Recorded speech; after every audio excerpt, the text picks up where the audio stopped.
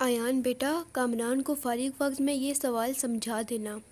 استاد صاحب کے یہ الفاظ سنتے ہی ایان بوکھلا گیا۔ ایان منہ بسوڑتے ہوئے بڑبڑانے لگا، استاد صاحب کو کیا ہو گیا ہے؟ میرے پاس اتنا وقت نہیں کہ میں ان نالائقوں کے ساتھ گزارنے میں برباد کر دوں۔ اس کے لیے کون سا پچھلے اسباق پڑھنا ضروری ہے؟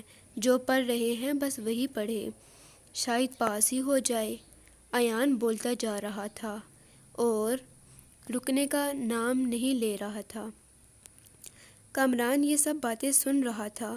وہ بہت افسردہ ہو گیا۔ اگلے دن کمرے جماعت میں داخل ہوتے ہی ایان کو کامران کے ساتھ استاد صاحب نے بیٹھنے کو کہا۔ ایان استاد صاحب کا منہ دیکھتا رہ گیا۔ اس پر تو جیسے بجلی گر گئی ہو۔ مجبوری میں کامران کے ساتھ بیٹھ گیا۔ جب اس نے دیکھا کہ کامران کے پاس پرانی کتابیں ہیں اور یونیفارم بھی پرانا ہے، ایان کو کامران سے الجھن ہونے لگی۔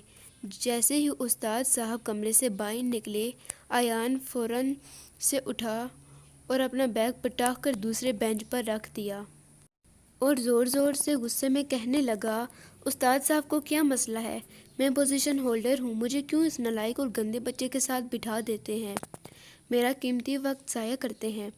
اس کا کیا ہو، پاس نہ بھی ہوا تو کیا فرق پڑتا ہے؟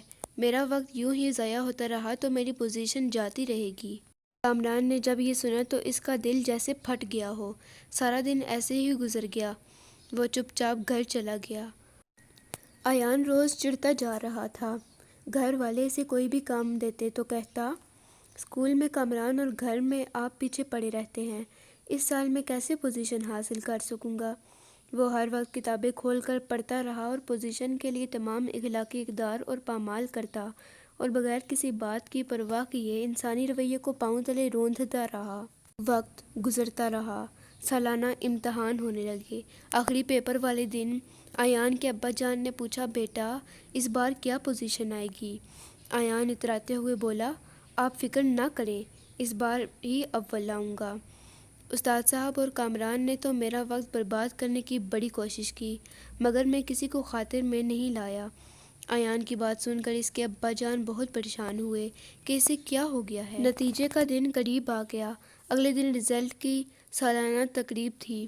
ایان اپنی بہن سے کہنے لگا، باجی کل کے لیے یونیفارم استری کر دو، آخر کل پہلی پوزیشن کی شیلڈ لینی ہے۔ اگلے روز ایان اپنی پوری آب و تاب کے ساتھ سکول میں داخل ہوا۔ سکول داخل ہوتے ہی اسے ایان نظر آیا، جو آج بھی اپنے پرانے لباس میں ملبوس تھا۔ ایان منہ بگاڑتے ہوئے اس کے پاس سے گزرا، آج تو موڈ خراب نہ کرو، ویسے اس سال فیل ہو جاؤ گے تو شکر ہے اگلی جماعت میں میرے ساتھ نہیں ہوگے۔ کامران یہ سنتے ہی آپ دیدہ ہو گیا۔ ایان بڑے فخر سے پہلی قطار میں بیٹھ گیا۔ تقریب کا آغاز ہوا۔ کچھ دیر بعد جماعت ہشتم کے نتیجے کا اعلان شروع ہوا۔ پہلے تیسری پوزیشن کا اعلان ہوا، پھر دوسری پوزیشن کا۔ ایان کا نام پکارا گیا۔ ایان پر تو جیسے بجلی گر گئی ہو۔ اس کی آنکھوں میں آنسو چھلک پڑے۔ سوچ رہا تھا کہ اول کون آئے گا۔ اول پوزیشن کے لیے کامران کا نام پکارا گیا۔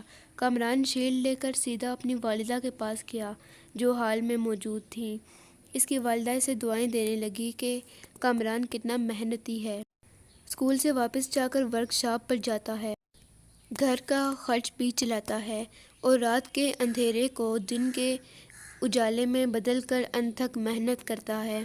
یہ منظر دیکھ کر ایان کی آنکھیں کھلی کی کھلی رہ گئی کہ وہ کامران، جس کے پاس پہننے کے لیے ڈھنگ کا لباس نہ ہو، مگر وہ اخلاقی اقدار اور محنت اور ماؤں کی دعاؤں سے جیت سکتا ہے۔ ایان بار بار یہی کہہ رہا تھا کہ آج کامران جیت گیا اور میں ہار گیا، آج کامران جیت گیا اور میں ہار گیا ہوں۔ اگر آپ اسی طرح کی مزید ویڈیوز دیکھنا چاہتے ہیں تو ہماری چینل کو سبسکرائب کیجیے گا اور ہمیں کمنٹ باکس میں ضرور بتائیے گا کہ آپ کو ہماری کہانی کیسی لگی۔ شکریہ۔